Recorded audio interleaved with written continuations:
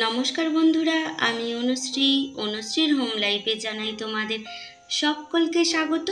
কেমন আছো তোমরা? নূতন দিন নূতন ব্লগে তোমাদের সকলকে স্বাগত জানিয়ে আজকের দিনটা শুরু করলাম। রয়েছে এই সুন্দর ফুল আর সাথে রয়েছে আমার সুন্দর বন্ধুরা। আর কি চাই বলো? চলো তাহলে আজকের দিনটা তোমাদের সঙ্গে শেয়ার করি। আশা করি তোমাদের খুবই ভালো লাগবে। আর এখন খুব সকাল, প্রায় 6:30 বাজে। এখন থেকেই আমি আমার ব্লগটা শুরু করলাম। মা জানো তো ফুল তুলছে পুজোর জন্য, তো ভাবলাম ফুলগুলো তুলে নেওয়ার আগেই আমি একটু ভিডিও করি। দেখো, ভিডিও করতে করতে মাও চলে এসেছে ফুলগুলো তুলতে, নিত্য সেবা দেওয়ার জন্য। চলো তাহলে চাটা বসিয়ে দিই। আর তোমরা ভাবছো এই চায়ের কেন এই অবস্থা, মানে বাসনটার। তো কালকে দুধ গরম হয়েছিল, কিছুটা ছিল, তার মধ্যেই চা বসিয়ে দিলাম, তাই জন্য পাতিলটার এই অবস্থা। চলো চা খেয়ে দিয়ে অনেক কাজ আছে, সেগুলো তোমাদের সঙ্গে আস্তে আস্তে শেয়ার করব।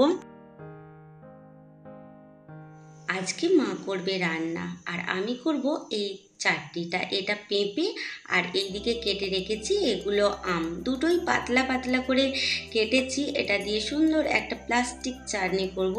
জানি না তোমরা কি নামে ডাকো। তো এটা আমার পাপির কাছ থেকেই আমার শেখা। সাদা তেল দিয়েছি আর পেঁপে আর আমগুলো ভালো করে ধুয়ে তেলের মধ্যে দিয়ে দিলাম। আর এটা কিন্তু কোনো হলুদ দেব না, একদম সাদা স্বচ্ছ কাঁচের মতো হবে এই চাটনিটা। আর দেখো, অল্প করে নাড়াচাড়া করব যেন কোনো আঁচ না লেগে যায়, কালো হলে একদমই দেখতে ভালো লাগবে না। আর দিয়ে দেব অল্প পরিমাণে লবণ দিয়ে একটু নাড়াচাড়া করে সিদ্ধ হওয়ার জন্য অল্প পরিমাণে দিয়ে দেব জল। আজকে কেন বললাম বলো তো, মা রান্না করবে। আজকে হলো সেই দিন, অমূল্য মতামত প্রদান করার দিন। জানি তোমাদের ওখানেও এই কাজগুলোই চলছে। আর দেখো, পেঁপেটা সিদ্ধ হয়ে এসেছে, পরিমাণ মতো দিয়ে দেব চিনি। আর এইটাতে কিন্তু চিনি ব্যবহার করো তোমরা, চিনি দিলে এই চাটনিটা তবেই দেখতে সুন্দর লাগবে। আর অল্প পরিমাণে দিয়েছিলাম কিশমিশ, তোমরা চাইলে দিতে পারো বা নাও দিতে পারো। ব্যাস নাবিয়ে নেব। আর এটা যদি শুধু পেঁপের হতো তাহলে একটু পাতিলেবুর রস দিতাম, যেহেতু আম আছে তার জন্য আর কোনো পাতিলেবু দেব না, কেন আমের যে সেন্টটা সেটাই সব থেকে বেশি ভালো লাগবে, তাই আর পাতিলেবু দিলাম না।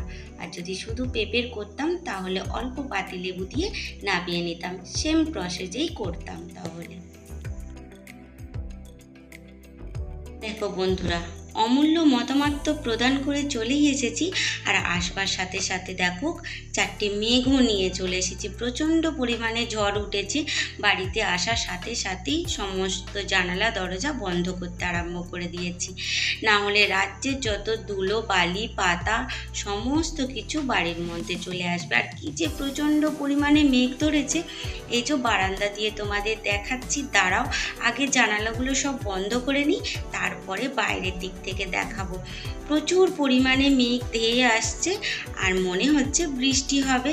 তাহলে চলো ফটাফট এই জানালাগুলো বন্ধ করে নিয়ে নিচে যাই, দেখাই তোমাদেরকে আজকে আকাশটা যে কি ভালো লাগছে। দেখো, চলে এসেছি বাইরে আর প্রচণ্ড পরিমাণে ঝড় দিচ্ছে।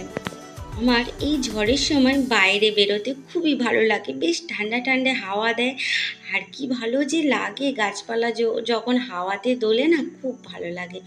আর কিছু কিছু সময় যখন প্রচণ্ড পরিমাণে ঝড় দেয় তখন তো একটু ভয় লাগে। দেখো আকাশটা দেখে কি যে ভালো লাগছে, বলে বোঝাতে পারবো না। আর এই যে খেজুর গাছটা দেখেছো, মনে হচ্ছে যেন মাথাটা ভেঙে পড়ে যাবে। এক তো খেজুরের বর, তার উপরে পাতা, আর প্রচণ্ড পরিমাণে ঝড় দিচ্ছে। তোমাদেরকেও ভাবলাম একটু দেখিয়ে নিই। আনন্দের মাঝে সব থেকে মন খারাপের কথা হলো, যেই ঝড় দিয়েছে এই যে আমার কাঠগোলাপের গাছটা ভেঙে গেল। কেন বলো তো? মাথায় তো অনেকগুলো ফুল হয়েছে আর এই যে পাতার ভরে ডালটা ভেঙে গেল। একে একটু জল দিয়ে রেখে দেব। মনটা খারাপ হলেও যতদিন একে রাখতে পারবো, মানে হয়তো 2-1 দিন থাকবে, জানি না কদিন থাকবে। তো এইভাবে একে রেখে দেব যত্ন করে। দেখা যাক, গাছটা তো রয়েছে, আবার ফুল হবে। আর দেখো কত পরিমাণে ফুল ছিল, কত কুঁড়ি ছিল। সব ভেঙে গেল। এত খারাপ লাগছে না, বলে বোঝাতে পারবো না। যখন শখের গাছ নষ্ট হয়ে যায় তখন সত্যিই মনটা খুবই ভারাক্রান্ত হয়ে যায়। খারাপ হলেও প্রচণ্ড পরিমাণে খিদে পেয়েছি। সকালে অনেক কাজকর্ম কাচাকুচি হয়েছিল, তারপরে মূল্যবান মতামত দিতে গেলাম। এসেও তো দেখলে কত ছোটোছুটি কাজ হলো।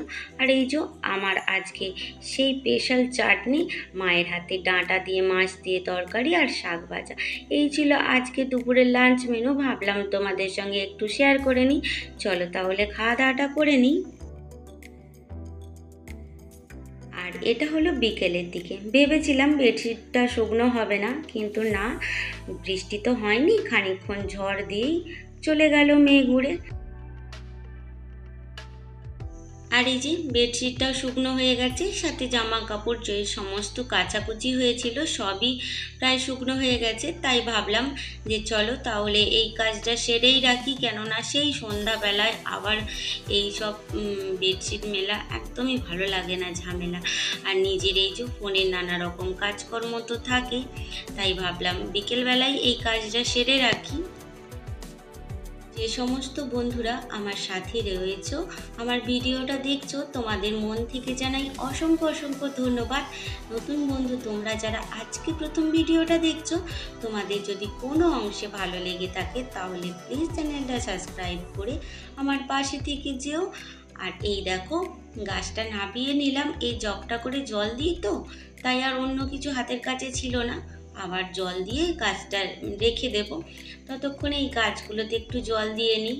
বিকেলে ভেবেছিলাম বৃষ্টি হবে আর জল দিতে হবে না, যেহেতু বৃষ্টি হয়নি সেই কারণে জলটা দিয়ে নেব।